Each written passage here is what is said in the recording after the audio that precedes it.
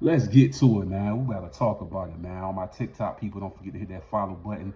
And all my people on Instagram, don't forget to hit that follow button for me, G. And all my people on YouTube, subscribe to the channel, man. Hit that like, you know what I mean? And that share button for me, G. Let's talk about it, man. DL Hughley, you know what I mean? And Shannon Sharpe, man. I can't understand what's going on with this, man. I done seen all the great comedians come on the Shannon Sharpe show. You know what I mean? Club Shay Shay and all that, and show it love and stuff like that. We seen the numbers that Cat Williams put up. In my opinion, I feel like DL Hughley going on Club Shay Shay, and I believe it'll do the same numbers that Cat Williams did. I believe it'll have that type of energy. You know what I mean? Because they got a little energy between Shannon Sharpe, and they got a little energy between each other, and they got to get a lot of stuff off the chest.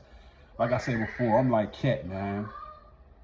Ain't no slander against DL, man. He always fighting for the culture and stuff like that.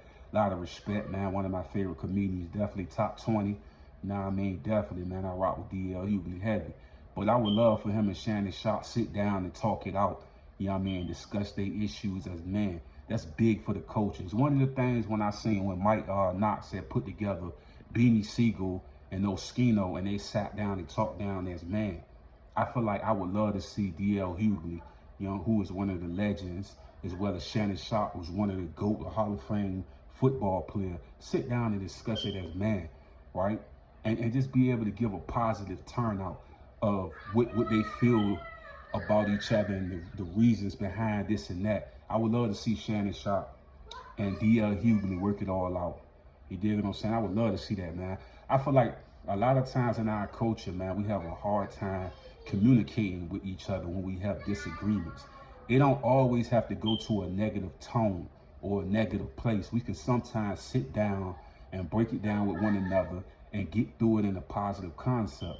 And that's what I feel with this situation. I believe it'll do big numbers because I believe Shannon Sharpe will have some good and amazing questions, and he gonna let DL be himself. We all know how DL get down. DL can fly, he can fry somebody right on the spot just like that, man. He's a good comedian, man. He know what he's doing, man.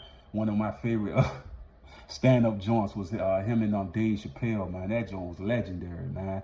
Him and Dave Chappelle, I think it was a Def Jam reunion or something like that, where all the comedians came out, showcased their talent, and you know what I mean, getting their respect as their legendary status and stuff like that, being a part of something that was so big in the culture, man. But I think this would be good for the culture. DL Hughley and Shannon Sharpe sitting down as man and actually just talking about their differences.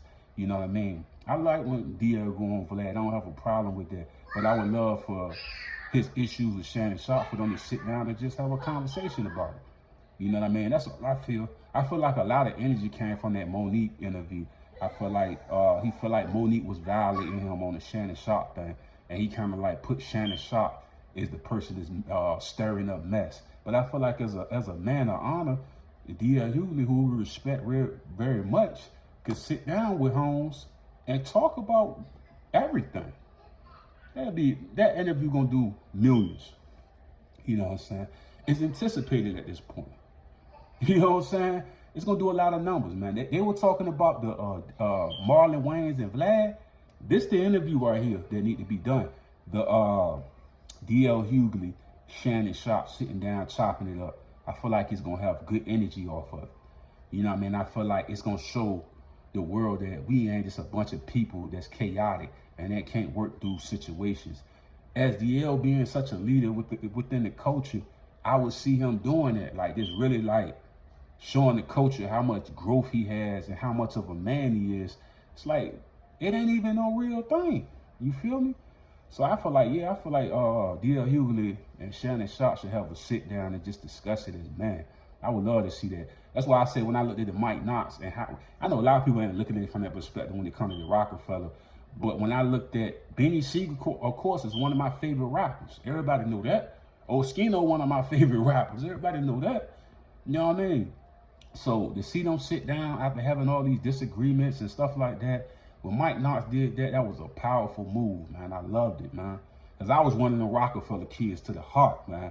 Myth Bleak, you know what I mean? Young Chris, Neef, you know what I'm saying? Like, come on, man. PD Crack, you know what I'm saying? Like, that was my squad growing up, you know what I'm saying? Especially with Beans, you know, Beans was my favorite rapper, dog. So I ain't gonna sit up here cap.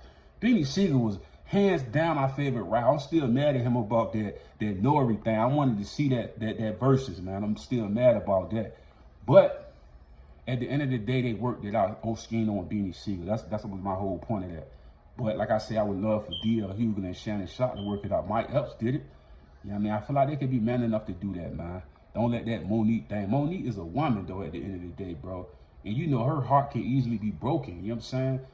So it's like you can't look at her and then judge her like a man. And then your response, you got to understand that's a woman.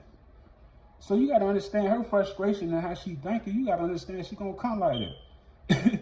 You know what I'm saying? Out of anger and stuff like that. So come on, man. Especially if she looked at you as a brother, man. You know what I'm saying? That's why we feel like why people can't just sit it down and then retract things and then work it out, G. That's all I gotta say about that, G.